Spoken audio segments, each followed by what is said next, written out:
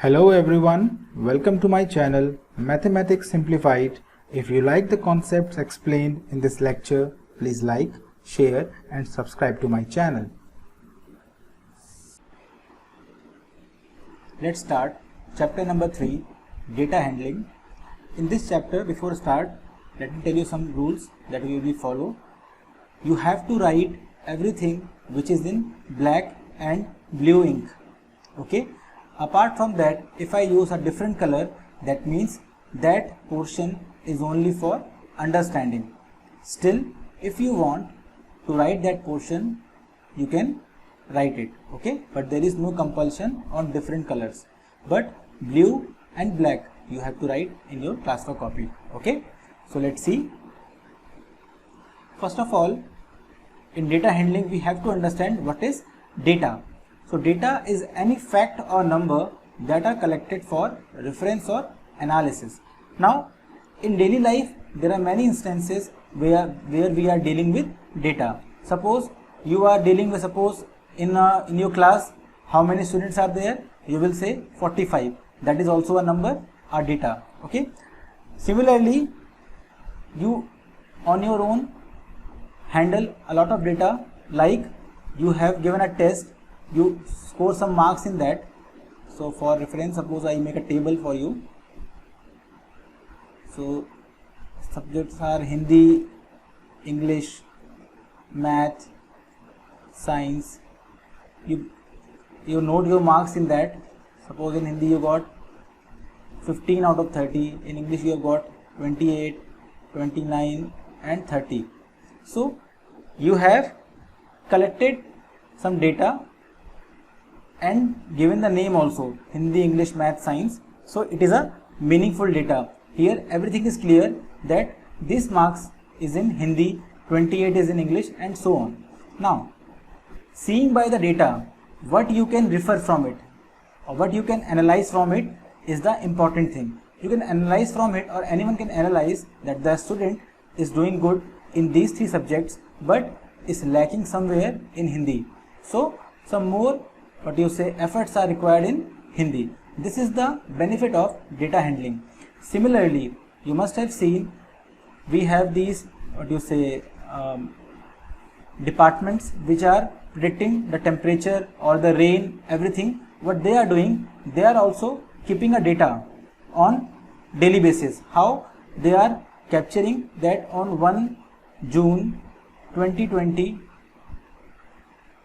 if they want to predict, what they will do, they will go to 1 June 2019, they will see what was the temperature in 1 June 2018 and so on. So they will observe that what is common in all of that temperatures. So by that they can give a estimation that around this temperature we can expect on this day. Okay, so this is the benefit of data handling. Now let me erase this part because it is not to be written, or I have already told you whatever in green color or other colors is not your work to be written, just for understanding. Okay. Now data, one more thing I want to tell you, it is not in your course, just for information. Data can be qualitative or quantitative. What is qualitative? Where we are not dealing with numbers. Suppose someone says room is hot, this is less hot, or this is warm, like that. This is liquid, this is solid. So these are not numbers. But if you are dealing with numbers like 1, 2, 3, 4, then that type of data is quantitative, where we are using quantities. Okay. Apart from this, if someone says 35 kg, only this thing, what do you infer from this?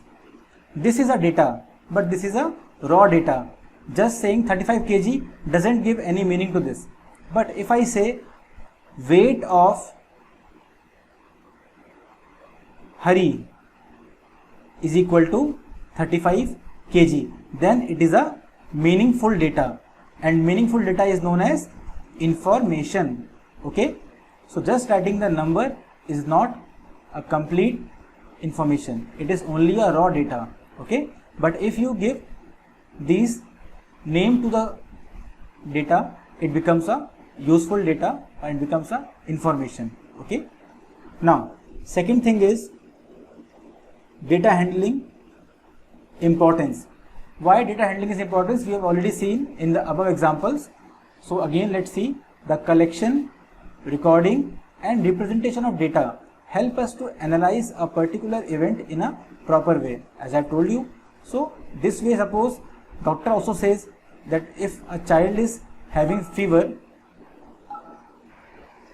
so whenever a child has fever, doctor always says the parents to keep a note of temperature every 2 hours.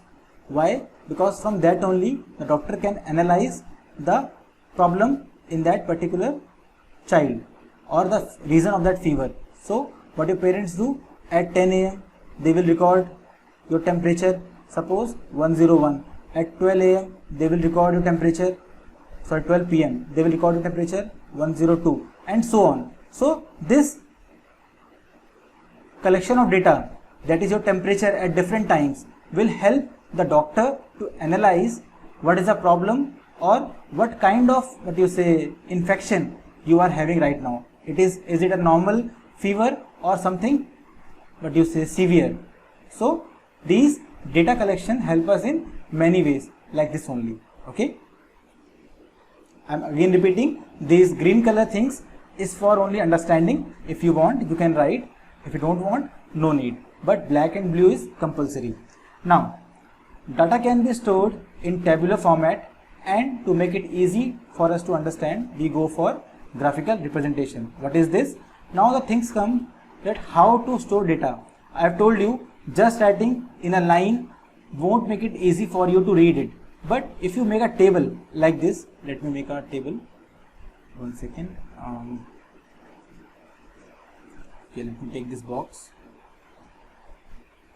Suppose you make a box like this, and after that you take a line. Okay, now you can see, if you write suppose Monday, Tuesday, Wednesday, Thursday and Friday. So we keep classes on these 5 days, suppose. Okay, and I am keeping a record of the students who are attending. So I can write here, out of 80, suppose 75 came on Monday, then 76 came on Tuesday, similarly 80. Thursday there are 79, but on Friday there are suppose 50 students. So seeing this tabular format, I can understand that this is the minimum value, and I can say on Friday there is some issue. On Friday there is some issue. If this thing keeps on repeating, I can analyze that every Monday strength is okay, Tuesday it is okay, but on every Friday the strength is decreasing. What is the reason? We can find after that. Okay, so this is the benefit of representing the data in a tabular format. Okay, this thing should have been here now. 1 second. By mistake I have made it here. Let me cut it. 1 second. It was here. Box should have been there. 1 second.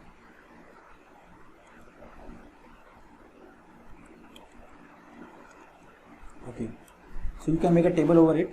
Let me take the table also like this. It was here. Okay, now so this tabular format makes it easy for us to understand what are the values corresponding to given to us. Now after making this, we can go for graphical representation also. Suppose sometimes we are having only 6 values, it is okay, but what if we are having thousands of values? In that case, seeing the number only won't be easy for us. You can't tell just seeing the number, you may miss some proper numbers. But you must have seen in cricket matches, they are using graphical representation to say in which over how many runs are scored. Okay, so we will go for representation of this data on a graph to make it easy for observer to observe in a glance. Okay, let's see. let me draw a graph. Okay, like this we can draw a graph in which we can say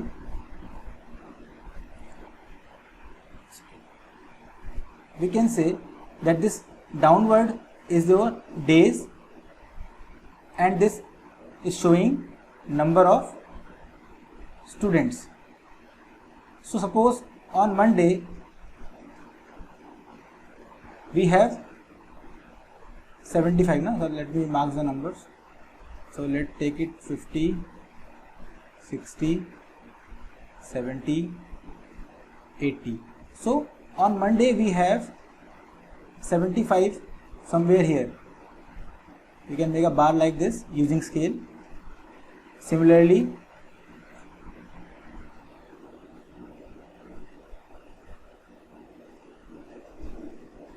on Tuesday there are how many? 76. Little bit more than this, like this you can make. Then on similarly you can make for others. On Friday there are only 50.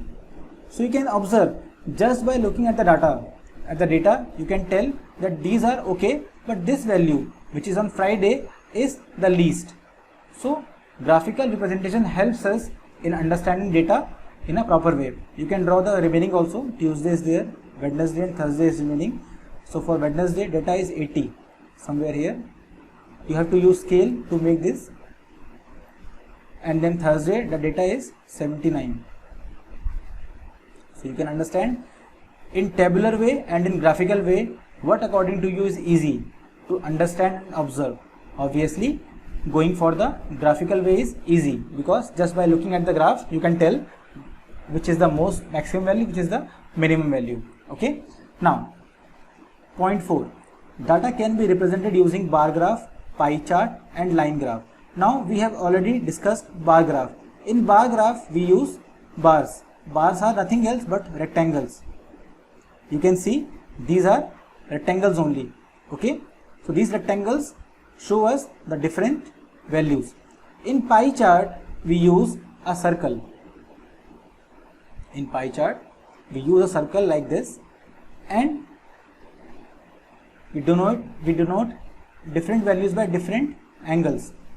You will study this in higher classes like this. One second.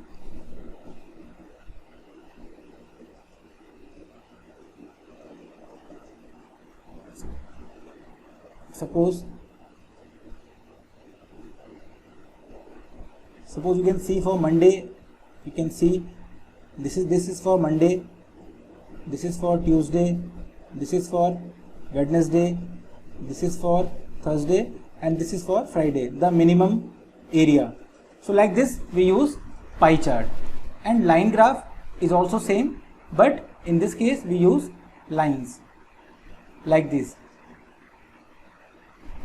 This kind of graph is line graph, this kind of graph is pie chart,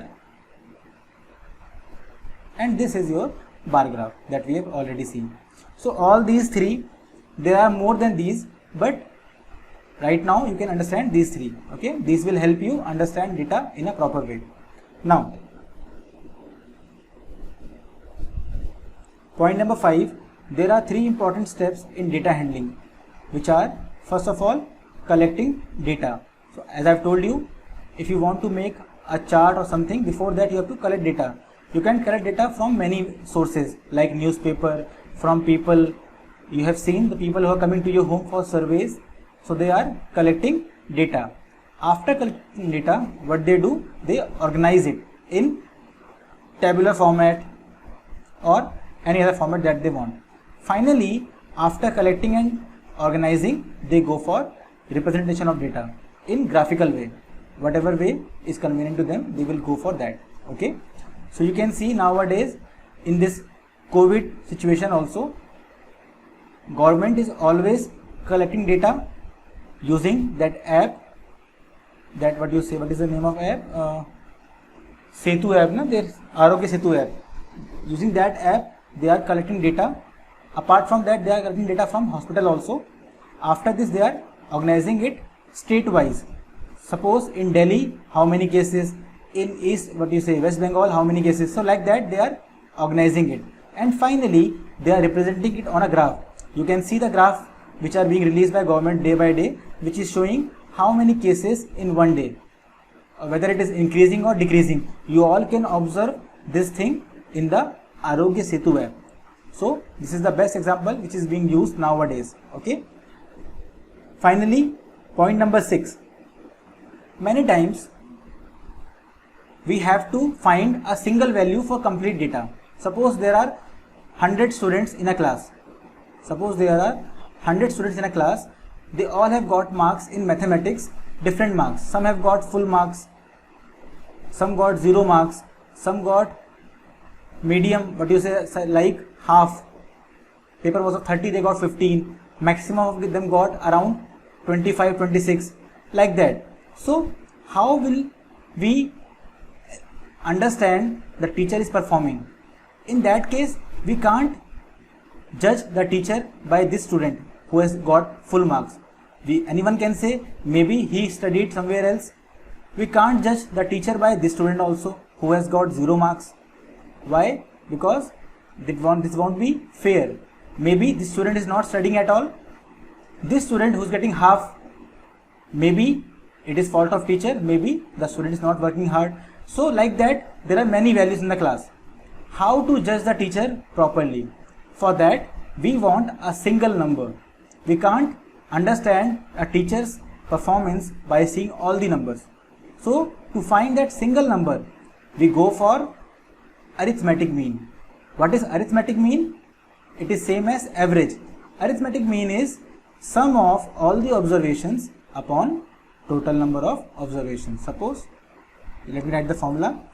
Arithmetic mean, that is AM, is equal to sum of all observations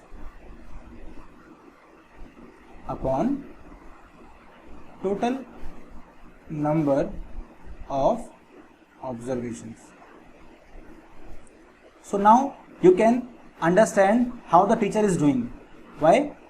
You can add all the marks of students first of all and divide by number of students, that is 100.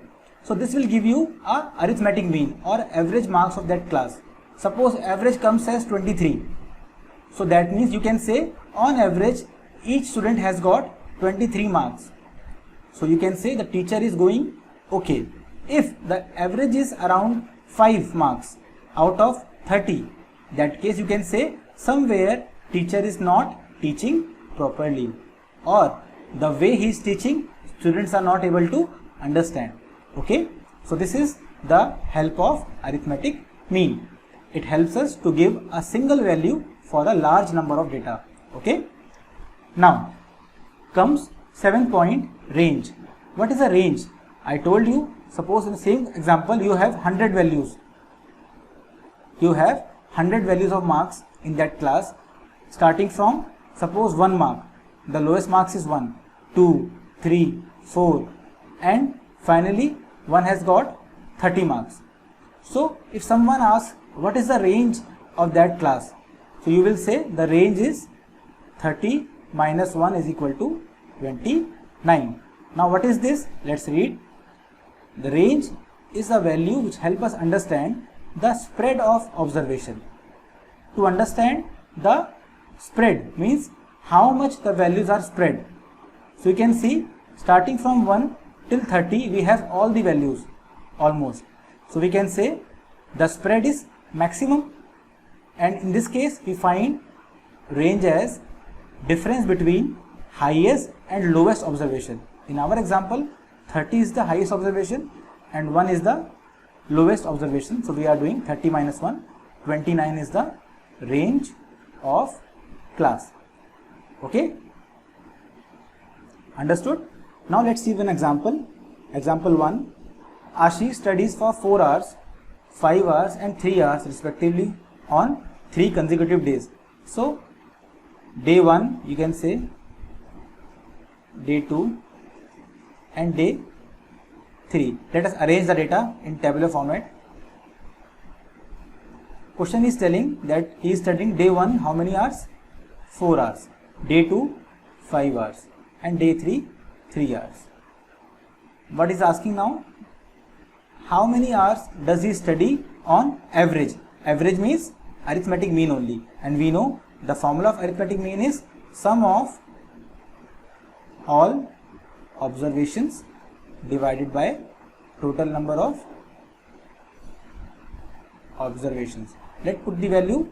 What is sum of all observation? 4 hours plus 5 hours plus 3 hours, and total number of observations. There are how many observations? 1, 2, 3. There are total 3 observations. So the final answer is 4 plus 5 is 9 plus 3 is 12. 12 upon 3, that is 3 4 the 12. 4 hours on average. You can say this student is studying on an average 4 hours daily. Got it? Now,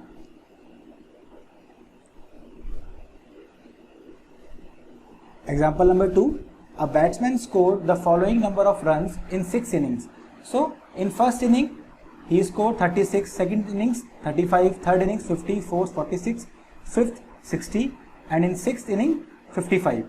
So, they are saying calculate the mean runs. So, mean, average or arithmetic mean are the same thing, okay?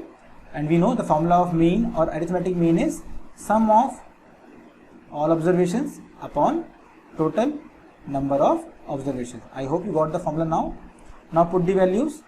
We have 36 plus 35 plus 50, 46, 60 and 55 upon, let's count the number of observations, 1, 2, 3, 4, 5, 6.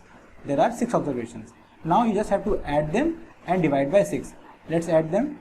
So 6 plus 5, 11, plus 6, 17, plus 5, yes, 22, 2 is carried, 2 plus 3, 5, 8, 13, 17, 23, 28. So 282 upon 6. When we divide it, 6 4s are 24 and 6 7s are 42. So 47 runs this player has scored on average. So we can say on average this player is scoring 47 runs in every match. Okay. So this is the benefit of average or arithmetic mean, that you are getting a single value for 6 values. Okay. Now let's see the question number 3 based on range. The ages in years of 10 teachers of a school are 32, 41, 28. So you can see there are different ages teachers. Some are young, some are aged. So what they are asking, first part, what is the age of oldest teacher and then of the youngest teacher. So let's see who is oldest, 32, 41, 28, 54, 40. So we can see maximum is 54. So oldest teacher, you can write first part, oldest teacher is equal to how much? 54 years. Then it is asking youngest teacher. Youngest teacher is, I think, 23. Please check. Yes, youngest teacher is 23. So this way we have used the data given to us to find these two things. Now, what is the range of ages of teachers? I have told you, range is spread of data, and to find spread of data we just have to take difference of, yes, highest value minus lowest value. In this case, highest value is obviously oldest teacher, that is 54, minus youngest teacher, that is 23, and the range is 4 minus 3, 1, 5 minus 2, 3. So the range is 31 years. Now third part, what is mean age of these teachers? Again, very simple. The mean age can be found by the formula sum of all observations upon total number of observations.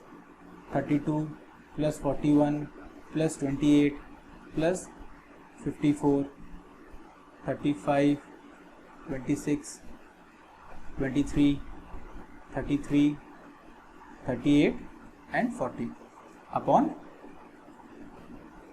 Let's count. There are 10 teachers, still you count 1, 2, 3, 4, 5, 6, 7, 8, 9, 10. So upon 10. And when you solve this, you will get the answer of mean. Okay? That's it for today. If you found this lecture useful, please share it with your friends. Thank you. Have a nice day.